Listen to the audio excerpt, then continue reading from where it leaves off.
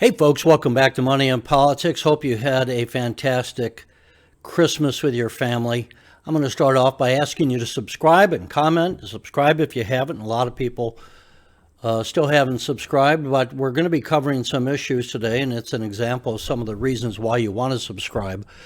So first, this will probably be the last video I'll make for this year, not necessarily, but I'm going to go to see my sister came up from Florida, and she is. I have four sisters. Two of them are nuns, as in Catholic sisters. One is in Pensacola, Florida, and she is the head of Catholic high school down there. She's been down there for quite a while, and in her own right is a rock star down there. So she gets to come back to visit family around twice a year. Depends upon, sometimes she comes to the Midwest for a business trip. But in any event, this is the Christmas time, so I'm going to go down to see her. And as I say, likely I won't have a chance to talk to you. Hopefully there won't be a lot of news coming out, but there was some interesting news today coming out, and we'll be talking about that in just a moment here. Interesting, I'll make a little story. Just today I was at one of the big box stores and got into a casual conversation with a woman who was working there handing out the food samples. And a friend of hers came over who was an elderly gentleman who was a lawyer. He was probably in the neighborhood of 80, I would guess. Still mentally there, still a practicing attorney. And we started talking, and I said, hey, here's InMode, and here are the leveraged indexes, the TQQ and the UPRO, that I would suggest that you ought to take a look at. And he had never heard of them. So the point of this story is, you might be watching and you're 20 years old, you might be watching and you're 60 years old. I'm telling you things that other people are not going to tell you, and one of them is on, as you know, on the leverage indexes. You might want to go back and look at the video I made the other day where the thumbnail on there is Beat 5-Star Mutual Funds.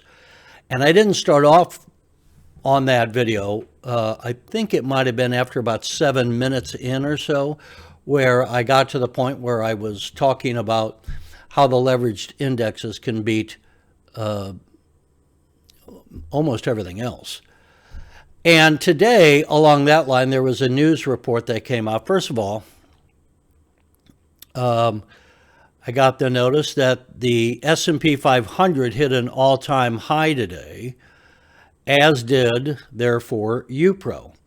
So here's also then a press release came out that Thomas brought to my attention. And it said the ProShares, a premium provider of ETFs, announced today forward and reverse share splits on 17 ETFs. The splits will not change the total value. Well, we know how that works. Anyway, what they're announcing is that they're going to be doing a 2-for-1 split on a variety of their ETFs, and they have here the ETFs where they're going to be doing a forward split. Let me give you a larger version of that, and then I'll take myself out of the shot. Some of these I've talked about. A number of them I haven't. CMS, the ProShares Large Cap Core Plus. ROM, ProShares Ultra Technology. Now, let me pause for a moment and look at it says all forward splits will apply to shareholders of record as of the market close on January 11th. So if you want to get a 2-for-1 split in these positions, then you want to have this by the close of business on March 11. And when the market opens on January the 12th, your shares will have doubled. The exception is the last one here, the Ultra the ProShares Ultra Consumer Goods, which is a 4-for-1 split coming up. On that, that's pretty much the thing I wanted to say. Now, TQQ, and you can see these symbols. I would take a screenshot of this list and then go ahead and do your research on this. Now, some of these, as I said, the UPRO and the TQQQ, I have often said these are the ones that I would buy. I've recommended both of these. I just made a chart on these using these ticker symbols. And again, I would take a screenshot of this, these ETFs, so you can see. I just did a chart, and interestingly, here's how this worked out for a 2-year period. Well, you can see while we're on here, the TQQ came in number 1 at 270, let's call it 277%, followed by ROM, which is similar. That is the ProShares Ultra Technology. Well, the TQQ is 3 times the NASDAQ. So that's up roughly 18%, followed by UGE. UGE is the one, let's see, the current price on that is right around $117. That's going to split 4-for-1. So that will come down to about $30 a share after the split. On a 2-year chart, that's up 118%. Not too shabby. Then we have in green the UPRO, probably about 115. It's hard to read that, but just under the other. Then we have in purple, that's the SSO, and that is a different version of UPRO. This SSO is also the ProShares Ultra S&P 500. Now, in green, you can see the UPRO right above that. You can barely see it, but the UPRO ran close to the SSO. I prefer the UPRO, but both will do fine for you. Coming then next is the S&P 500, and coming in last is the CSM, just barely under, probably up about 45% over 2 years, and that is the ProShares Large Cap Core Plus. All of these are splitting 2-for-1. Let me go back to this, with the exception of UGE, the consumer goods. And folks, this is a way that you can leverage your investments. Now, remember, and I wish I had like waving a red flag. I was looking around, warning Will Robinson, remember that these, because they're leveraged, are going to go down 3 times faster than the normal underlying indexes. But again, and you can see here in the beginning of this chart, going back to March 2020, where they all went down during the pandemic panic, when we went from February to March of 2020, it was not a very long panic. But you can see then not only did they rise, but look how fast they came back up. And with the, now I'm going to go to a 5-year chart here for a minute. Sometimes this varies a bit. The S&P, by the way, is in black. It's at the very bottom. So this is where the S&P is the benchmark of performance. Most people don't beat the S&P 500, the black line. But look, when you buy these positions, as I've told you, and you're not going to get this from a stockbroker,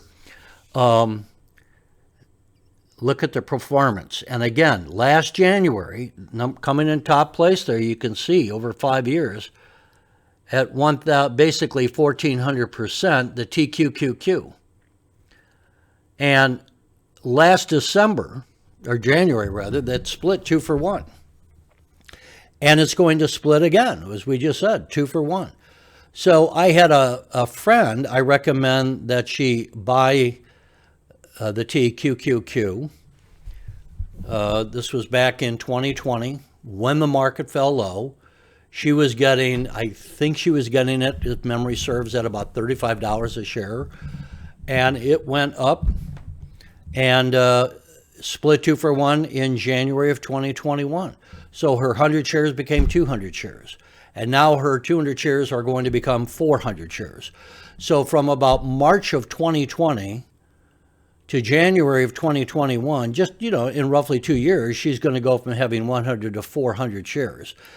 The obvious advantage to that is every time these go up $1, instead of your wealth growing by $100 because you have 100 shares, now, in her case, her wealth is going to grow for every dollar it goes up. Her wealth is going to go up by $400 because she'll have 400 shares. It's simple math, but just to point out the simplicity of this. And over time, yes, we can have some sharp sell-offs here and there, but over time, you're going to be higher. And the other thing is, I would say, don't put all your eggs in one basket. Don't put all your money just into the TQQ. You want to have, I would buy a number of these other, certainly the TQQ and the UPRO, I would buy. And this ROM, I don't know if I would buy that. That's the one in blue. Just because it's underperforming the TQQ and it's somewhat similar. This chart's telling me that the TQQ is better than the ROM, which is the ultra technology. You're already buying the NASDAQ heavy tech. So then you go down to third place, and that's the UPRO. I've recommended, therefore, the yellow line and the green line is what I've been telling you to buy. And then following that is the SSO. That's another version of the UPRO. Again, I would just go with the UPRO.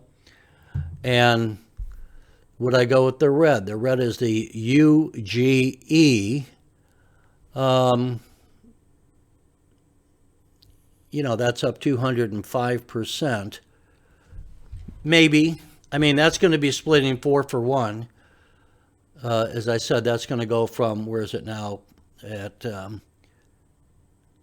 don't have the current price. It's about 114. So it would be, roughly $27 after the split. If you want to put some money in there, you could. Let's see how, I'm curious how InMode, now this is the 5-year chart. Let's go to a 1-year chart on this. And interestingly, the 1-year chart, is on top is UPRO, followed by CSM, the large cap. So this has been an oddball year. Let's see. I'm sorry, that's 1 month. That's 1 month. Let's go to year to date. And there you go. Again, still UPRO. But let me throw in InMode, INMD, which, as you know, is one of my very favorite stocks, INMD, which, by the way, did a 2-for-1 split on Halloween of this year. And boom, there it is, that magenta line up there. And this is year to date. That's how much more the INMD outperformed over the leverage indexes. We can go to a 2-year chart, but that's about all we can go. And on the 2-year chart, you can see where until the recent sell-off, it was outperforming even the TQQ. Right now, they're pretty close to even. Looks like the TQQ is just a little bit heavier, but the InMode I expect to continue to grow for a while. And let me see. Just today, to take a quick look at it, it is at $72, down slightly. but this is a year-to-date chart of InMode. And again, as I was, obviously the 1 year doesn't matter much.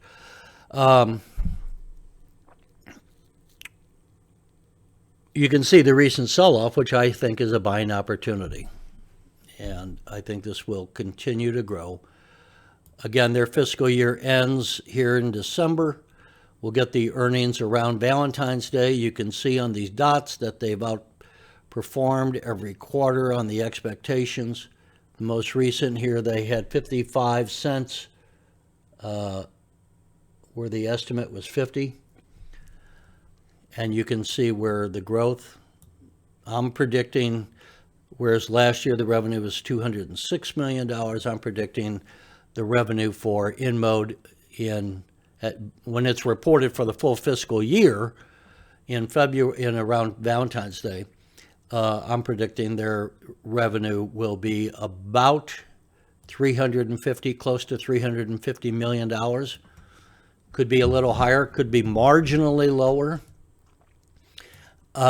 Last year they earned on $206 million in revenue. They earned $75 million in earnings. I would predict that they would have approximately $100 to $110 million in earnings this year when we get those again in February. So that is pretty much the news that I think I wanted to bring to you today, folks. It's been an exciting year, certainly for Humble. It's been price-wise a disappointment because we had thought that it was going to be doing a lot better over the period of the year. By the way, I did want to, let me guess quickly, I meant to mention earlier DIG, and here we have DIG. And that's year to date, so you can see we did go up quite a lot. There was a 2-for-1 split on DIG earlier this year. It's if you adjust for inflation, or adjust for the split, rather, it's, you know, take away the 2-for-1. In other words, that would have been about $160 roughly before, if we did not have the 2-for-1. And I was buying it a year ago, November, at $35. And so that would have gone to 160. So that was a good pick. On our somewhere, sometimes you just can't find your charts. I thought I had, here it is. Let's just take a quick look at Humble. Basically, this is year to date. And what this tells me, I mean, aside from all the actual information that we've talked about before, we're Humble, you know, it's a startup, it's growing, they've done a lot. I think Brian Foote and his team have done an incredible amount of work this year. And what this shows me is, you see what I would say was an emotional bubble in the early part of the year. And that since about the end of May, while we've gone down some, you can see that in the broad picture, it is relatively stable. Back here, around the beginning of June, it was $1.54. Now we're at 39 cents. So just look at your return on investment. If we go from 39 cents to $1.54, that would be huge. But you can see that we've been holding fairly steady here. Obviously, I mean, there's been a decline. I can understand where you're going to go. How can you say we've been holding steady when we went from $1.54 to 39 cents? But you saw the line, in other words. It wasn't just that precipitous drop-off like we had for a while. And I think now what we need to do is see what as I've said so many times before, we need to find out what the revenues are, and are the revenues growing, and then compare fourth quarter to first quarter, and every other quarter hereafter, because now we're going to have some revenue lines established and operating, which we didn't so much have before. So, you know, how are we doing on NFTs? How are we doing on tickets? Those are two of the big lines. ETXs and the rest. Are we going to start doing any more advertising? Where are we on full-blown peer-to-peer and income coming in from that? So the story on Humble for 2022 is going to be performance, performance driven. In 2021, it was the dream. It was the dream of what Humble could be. Now they've got the walls on and the roof on and the walls up, I should say. And now it's going to be, how does the company perform? We had a pretty good strong volume today for what it matters, 9 million shares. But anyway, there really wasn't much on there. I would, as I say, take a look. Hopefully you took a screenshot of, let me just do, there we are. Screenshot of what we did before, and that you can keep an eye on those. And the thing I think as far as portfolio, you want to have some of those leveraged index funds. My favorite again are the TQQ and the UPRO on the long side. Have ready to go if we had some bad news breaking out. The SQQQ, which is a short, as I said before, I've told you before, but in case you're a first-time viewer, SQQQ, I can't, come on.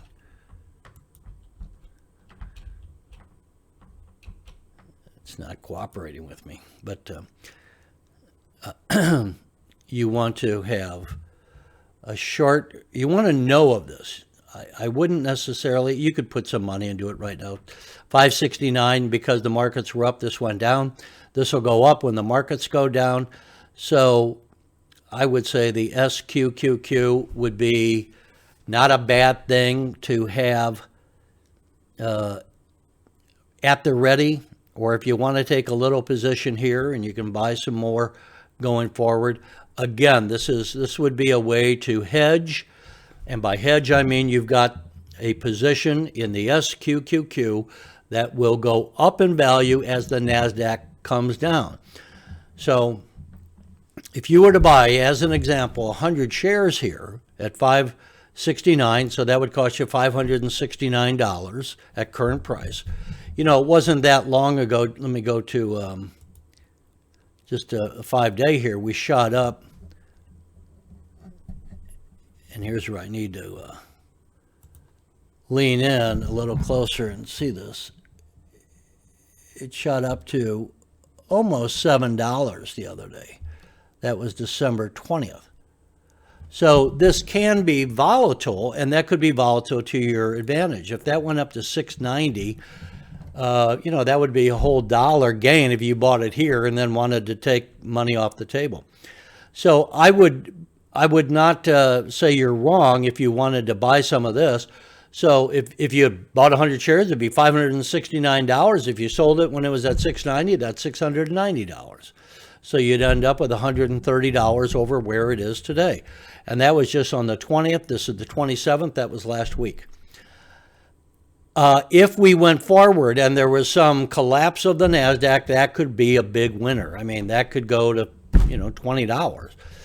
If we don't have a collapse in the market, then you're going to make good money if you are in the TQQQ, the UPRO, and other stocks like INMD. I'm not ignoring, by the way, as I say all this, Humble. Humble is what it is. I've talked 90% of the time this year about Humble, and I just talked about it again.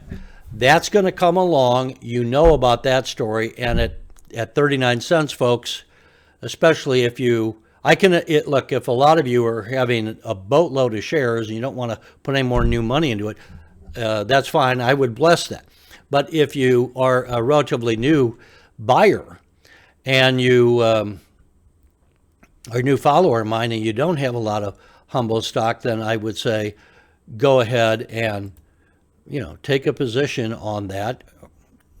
If you can afford it, if you can afford to have that, there is risk in all investments.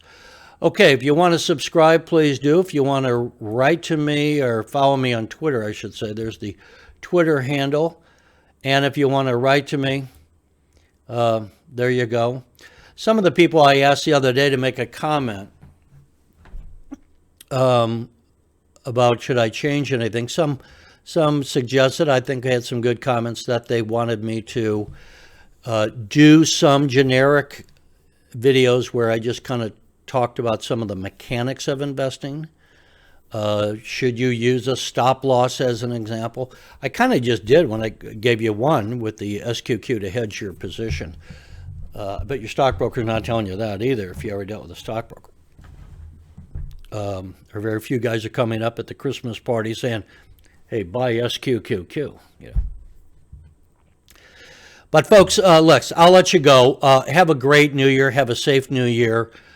January and February and March and the rest will be here. You know how the years fly by these days. I've had some friends, and you probably have too, that had some tragic losses in their family over the last year. I've had some friends who have had some tragic news on their health. And so I just say that because life goes by quickly. Enjoy it while we go along. I'm enjoying it. I'm enjoying your friendship and your watching and your commenting. I hope that we all achieve in the coming year a higher degree of wealth. Not in my case, not maybe in your case, just to go out and buy baubles and boats and jewelry. But to me, wealth means that you can protect your family and that you can buy yourself freedom. That's what some wealth has meant for me, is that I've been able to live life on my terms instead of having to go and work someplace that I don't believe in or for a company I don't want to work for. That's what wealth bought me. It bought my life back. And I think, not to make it about me, that's what I think a lot of us really want, is to have freedom. And there was something, by the way, that came up, and I apologize. I was going to close up, but there is something that's kind of worth mentioning. I don't have it right here in front of me, but you know how you're on Facebook, and I'm going to see if I can find it real quick nonetheless. But on Facebook, it'll bring up your memories. And I had a memory come up from the other day, and I think I'll just read it, that I had posted. I posted this was from what I wrote on December 27, 2019. And if you don't mind, I'll just read this to you. And the point here is why you want to invest and why you want to get your kids to invest. And I hope that on some of these you'll share them with your kids if they're, I don't mean 5 years old, but maybe if they're 11 and 12, that's early enough. So what I wrote on December 27, and this is December 27 while I'm taping this. This is December 27, 2021. I wrote December 27, 2019. If 10 years ago today, in December of 2009, you had invested $500 in Amazon stock, just $500 because you weren't sure if it would be a good investment, today it would be worth $630,000. If you had invested only $1,000 in Amazon 10 years ago, it would today be worth over $1.2 million. A kid in high school could make $500 by babysitting or cutting grass. And this is why one should save and invest. Sometimes people tell me, well, big deal. I'm only saving $40 a month, but over a year, that would be almost $500. And if invested correctly in one of these hyper-growth stocks, it could give you financial security in as little as 10 years. In my mind, saving and investing is not about saving for retirement. It's maybe going from being lower middle class to upper middle class. It's about having financial security when your car breaks down or your kid needs braces. And let's reverse this. If you had invested $500 in a stock 10 years ago that instead of going up went broke, would your life be that much different today because you lost $500 10 years ago? I would say no. And so in conclusion, the risk that we face is not in investing. The risk we face is in not investing. The risk we face is in not investing. With that, let's have a blessing for the new year. Thank you as always for watching and commenting. And again, if I get a chance, I'll do another video, but probably this is the last one for the year. I can't tell you how much it's meant for me over all these times to come to you and share my afternoon and my thoughts. And you've been a great collaborator with me, sharing your ideas, sharing some of the things to invest in. I'm going to keep my eye on ILUS. I'll keep my eye on some of the other things that have been suggested. There are dangers in the market going forward in 2022, even more so than what we had in 2021. I'm not talking about Humble here. I'm talking about the market in general. This is why I call it Money and Politics. I do keep track of that as well. And I'll talk to you about that as we go forward in the future. So, folks, that's it. Thank you again. I know we're a little disappointed and Humble this year, but who knows where we will be come this time next year. Hopefully all of us will be celebrating with a little more financial security than we close out this year with.